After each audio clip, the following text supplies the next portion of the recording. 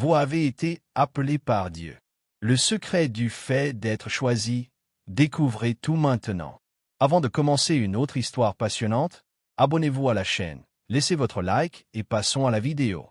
Vous avez été appelés par Dieu. Mais avez-vous vraiment compris ce que cela signifie?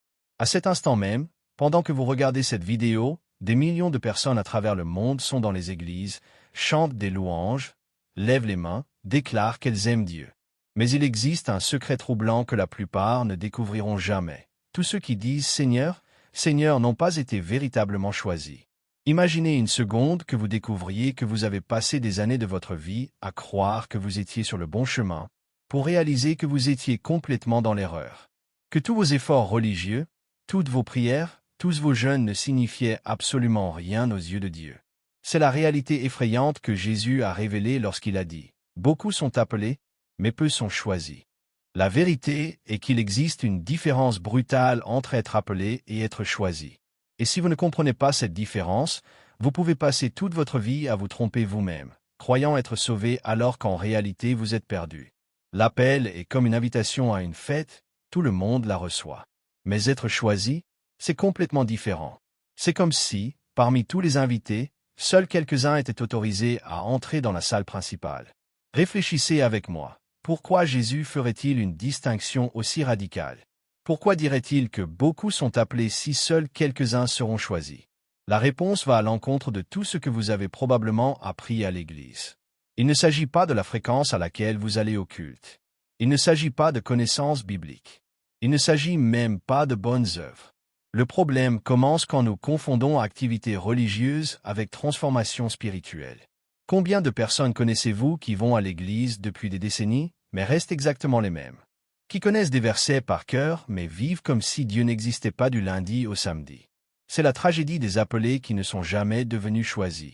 Il existe un test infaillible pour savoir si vous êtes parmi les choisis, et je vais le révéler entièrement dans cette vidéo. Mais avant cela, je dois vous avertir. Ce que vous allez découvrir peut complètement ébranler votre foi religieuse.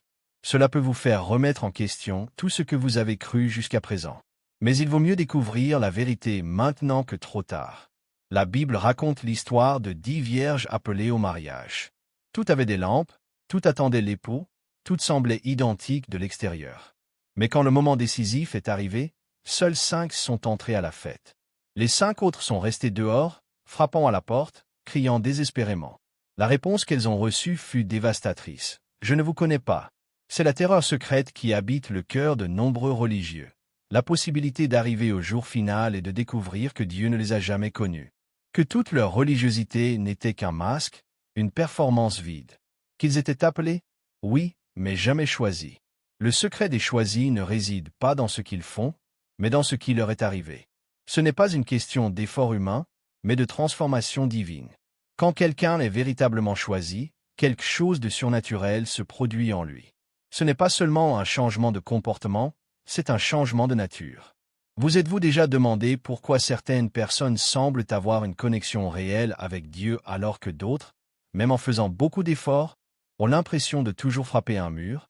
Pourquoi certains expérimentent la présence de Dieu de manière si intense qu'elle transforme complètement leur vie, alors que d'autres passent des années à l'Église sans jamais rien ressentir? La réponse est cachée dans une vérité que peu de pasteurs osent prêcher. Être choisi ne dépend pas de combien vous vous efforcez, mais de combien vous vous abandonnez. Il ne s'agit pas de ce que vous faites pour Dieu, mais de ce que vous permettez à Dieu de faire en vous. Si cette révélation vous parle et que vous souhaitez découvrir le secret complet de comment passer de l'état d'appelé à celui de choisi, n'oubliez pas de vous abonner à la chaîne pour ne manquer aucun détail de cette vérité transformatrice. Le moment où vous réalisez la différence entre être appelé et être choisi est comme se réveiller d'un profond sommeil. Soudain, tout ce qui semblait normal dans votre vie religieuse commence à paraître étrange, superficiel, vide.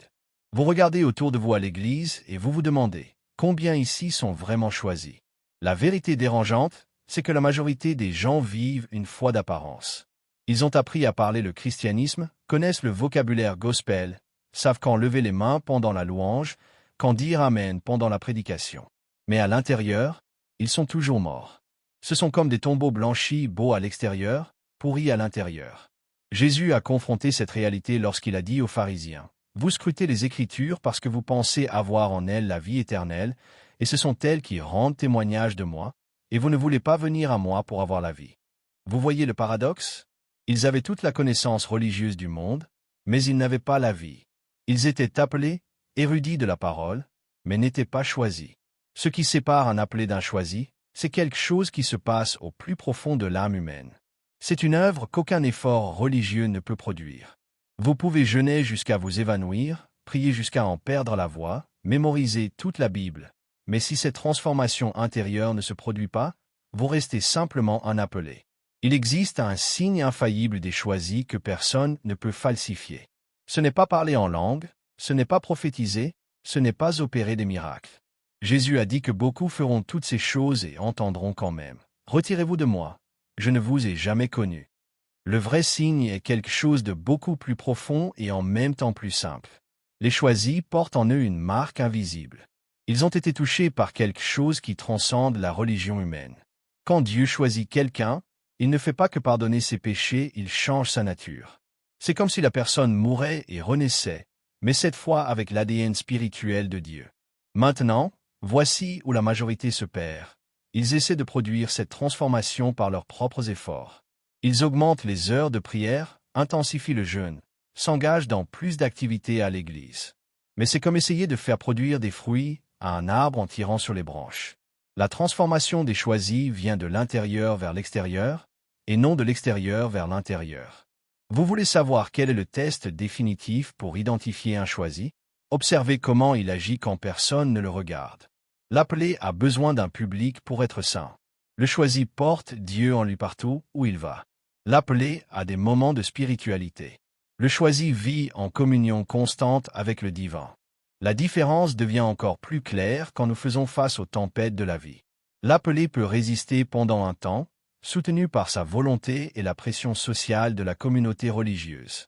Mais lorsque l'épreuve s'intensifie, quand Dieu semble lointain, quand les prières semblent sans réponse, l'appelé s'effondre. Sa foi était fondée sur les émotions et les circonstances. Le choisi est différent. Il possède quelque chose que la Bible appelle l'encre de l'âme. Même lorsque tout autour s'écroule, il y a quelque chose d'inébranlable en lui. Ce n'est pas de l'optimisme humain ou de la pensée positive. C'est la présence réelle de Dieu habitant en lui. C'est la certitude absolue d'avoir été choisi avant la fondation du monde. Mais une question troublante surgit ici. Si être choisi ne dépend pas de nos efforts, alors sommes-nous condamnés au hasard? Certains sont-ils nés pour être choisis et d'autres non? C'est la mauvaise conclusion que beaucoup tirent, et c'est précisément là que nous perdons le secret le plus important de tous. La vérité, c'est que l'invitation à être choisi est ouverte à tous les appelés. Mais peu découvrent le chemin.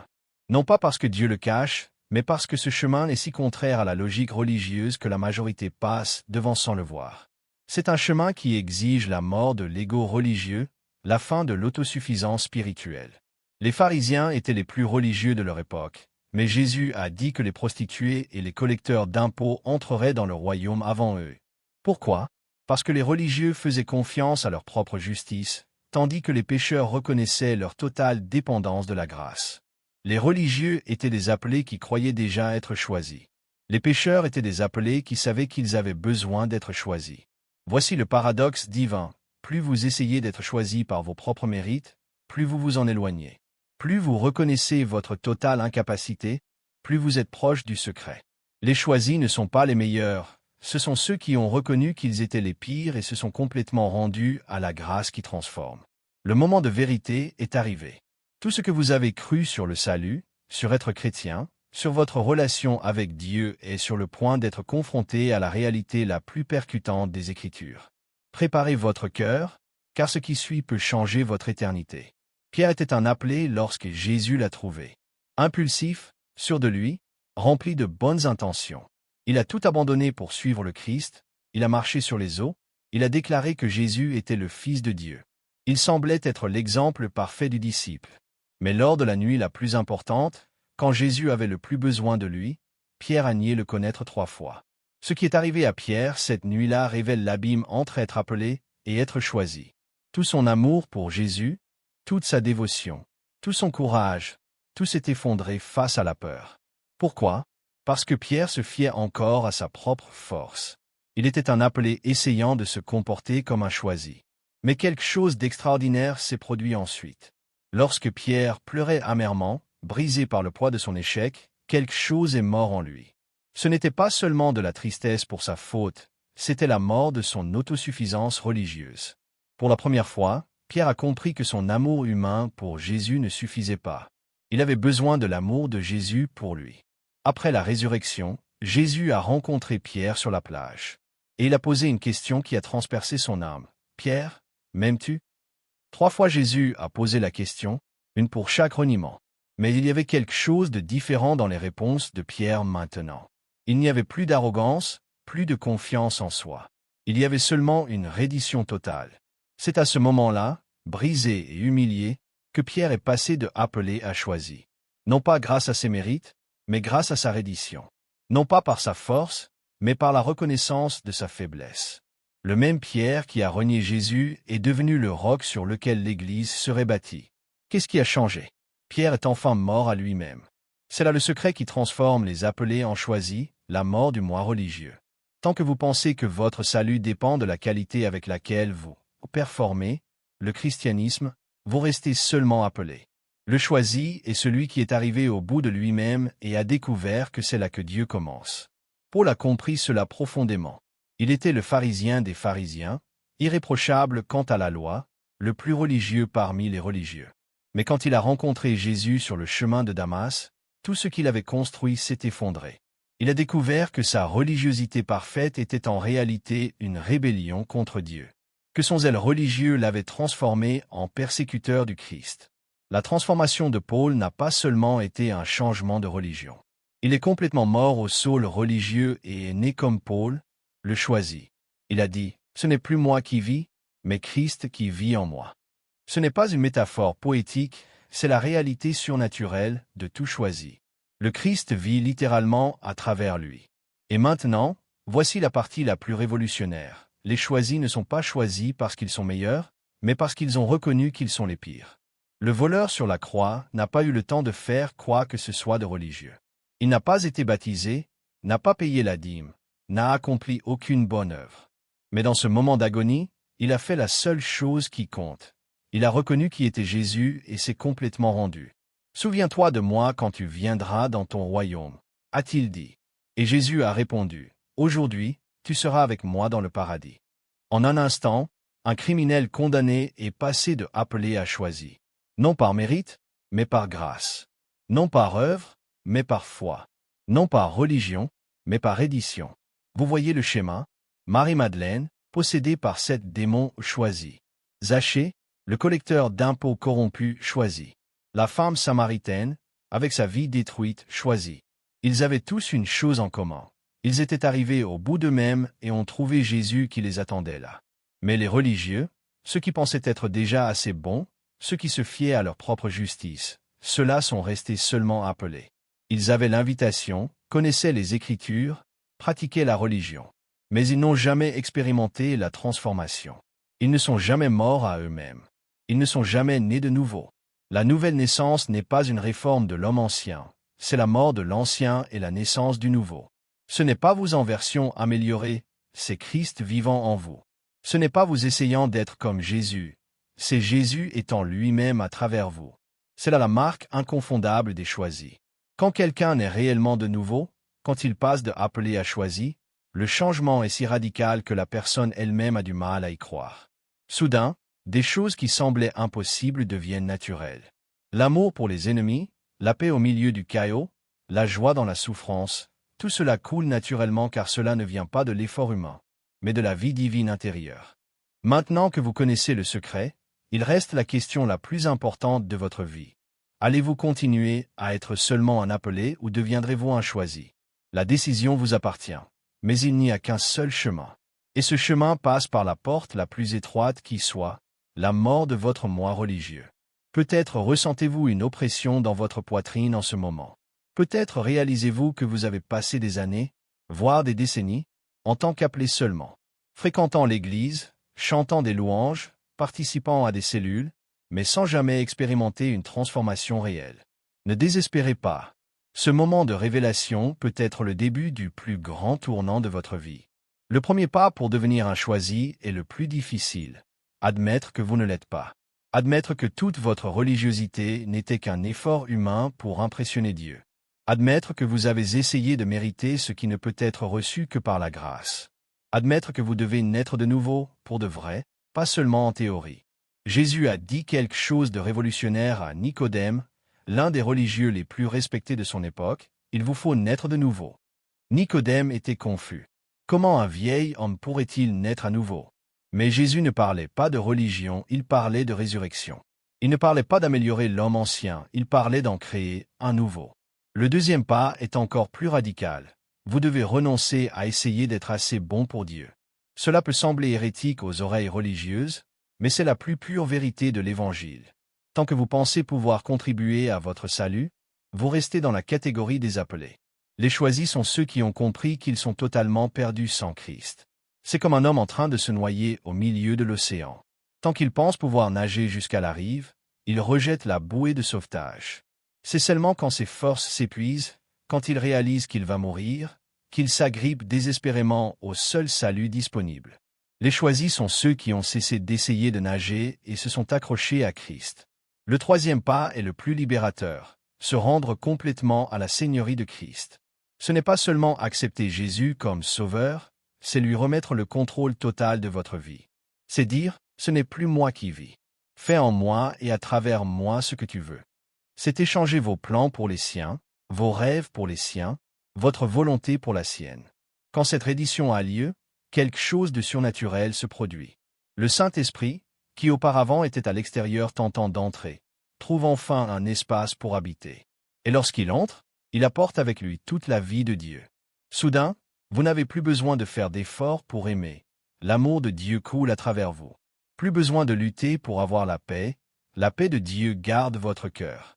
Les fruits de l'Esprit commencent à germer naturellement. Amour, joie, paix, patience, bonté, bienveillance, fidélité, douceur, maîtrise de soi. Pas parce que vous essayez de les produire, mais parce que l'arbre a changé. Un pommier ne fait pas d'efforts pour donner des pommes, c'est dans sa nature. Un choisi ne lutte pas pour être saint, c'est sa nouvelle nature en Christ. Mais voici un avertissement solennel, beaucoup préféreront rester simplement appelés. Pourquoi?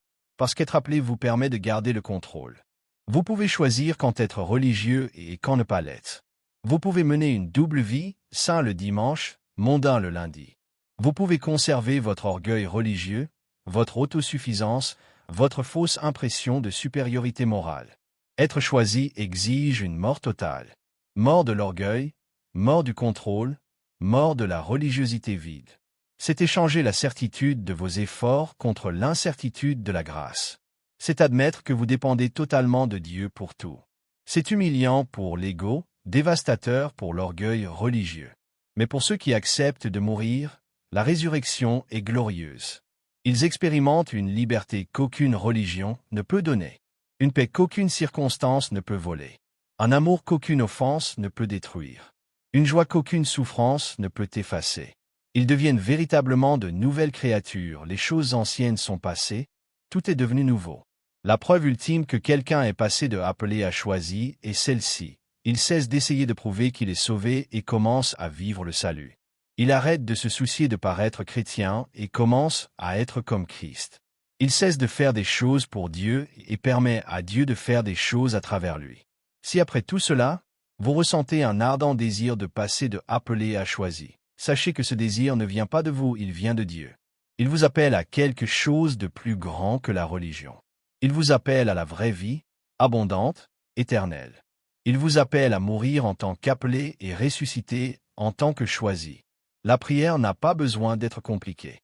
Elle peut être aussi simple que « Dieu, j'abandonne. J'abandonne d'essayer d'être assez bon. J'abandonne de vouloir gagner ton approbation. Je reconnais que je suis perdu sans Christ. Je lui remets entièrement ma vie. Fais en moi ce que je ne pourrais jamais faire tout seul. Je meurs à moi-même pour que Christ vive en moi. » Quand cette prière sort d'un cœur brisé et non simplement des lèvres religieuses, le miracle se produit. L'appelé meurt. Le choisi naît. Et l'éternité change pour toujours.